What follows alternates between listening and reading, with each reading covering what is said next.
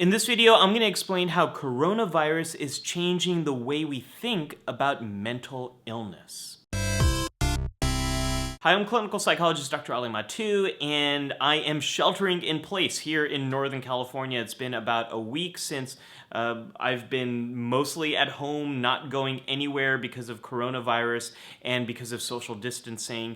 I've had a lot of conversations with friends and family and organizations about how the coronavirus and COVID-19, the consequences of it all, are impacting everyone's mental health. And it's revealed a lot about how mental illness works. So, for example, a friend of mine asked, I don't understand why I have such low energy. I've been drinking so much more caffeine and I feel really irritable and tired even though I haven't done much. I've been at home. And I reflected to him, I was like, this is like depression. You don't have normal rituals, normal routines. You're not getting a lot of activity. You're not getting a lot of sunlight. So that exhaustion you're feeling, the irritability, it's like the same thing someone experiences when they've been experiencing depression for a long time.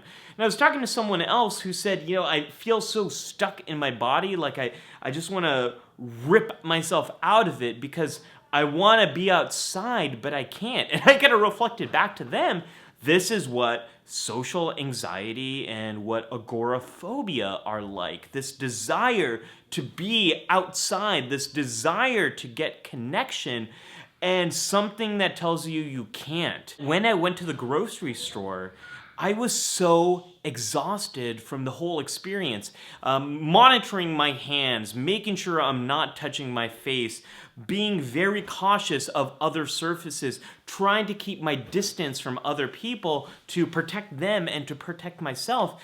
And I realized this is what trauma is like. This is what it's like to go through a post-traumatic experience and then being hypervigilant, being on guard, seeing more danger in the environment and trying to navigate around that danger. And then I came home that same exact day. And by the way, let me step back. That is why it's so exhausting to have trauma or to always be on guard, because you are exerting so many resources to try to keep yourself safe. And then when I came home, I went through all of these rituals of trying to keep outside contaminants outside and cleaning my hands, putting my clothes aside, making sure I don't touch my daughter or my wife when I come home until I've cleaned my hands, and then never really feeling like I'm completely clean or that I am not a carrier for this. There's always this doubt in my head, well, did I touch something? Did I clean my hands the right way? You can not have symptoms and be a carrier. You can also have COVID-19 and then it won't really become a problem for you until later. So there's so much uncertainty about not only the illness, but also about how to manage it. Like, we know what to do. We know to wash our hands, social distance. We know to not touch our face. And yet there's still doubt. And that's what obsessive compulsive disorder is like. You feel the urge to engage in routines, things that you do or things that you think, but you never quite get that complete certainty or that feeling like you've completed this task. And then staying at home, there's so many worries I experience about what's going to happen in the future. All of my speaking gigs, my workshops, all my work has basically been canceled for the near future. My income has gone to zero, and I don't know what's going to happen a few months from now. We don't know what the world is going to look like a few months from now. Like 2 weeks ago, I was worried about how I was going to pull off all this travel while balancing it with my wife's work and taking care of our daughter.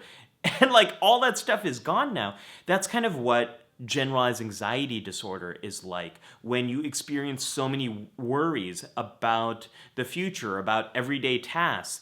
and it's very hard to control those worries, and that makes you feel very tense. It makes it very hard to be present in the environment. There are so many ways in which I am gaining empathy for people who struggle with anxiety, with mood, with trauma, and there's so many ways in which all of us can can develop compassion and understanding of what these experiences are like. Like, we are experiencing this because of extraordinary circumstances, but for people who struggle with mental illness, this is their daily lives. This is the daily struggle that people go through. It speaks to how we define what's quote unquote normal. I don't like that word. And what's abnormal. I think a better way to think about it is what's typical and what's atypical, what's common and what's not common.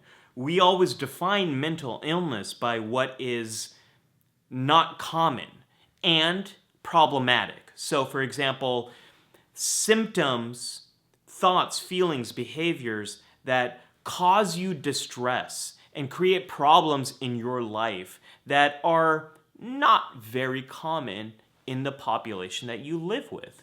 So what do we do when anxiety, mood, hypervigilance, when these types of symptoms become everyday experiences? What do we do when the atypical has become the typical? We need to look at things like sleep. Are you able to still sleep? Are you able to fall asleep, stay asleep, and wake up as you did before self-isolation, sheltering in place, before social distancing? Is your appetite the same? Has your appetite changed? Has it gone up? Has it gone down? Are you able to be present in your daily environment? Like, my life, I haven't really left these walls, but am I still able to be present with my daughter? Or am I struggling with thoughts or emotional experiences? Am I still able to go through my daily tasks and still be present? I had another one. What's my other one? Let me check my notes.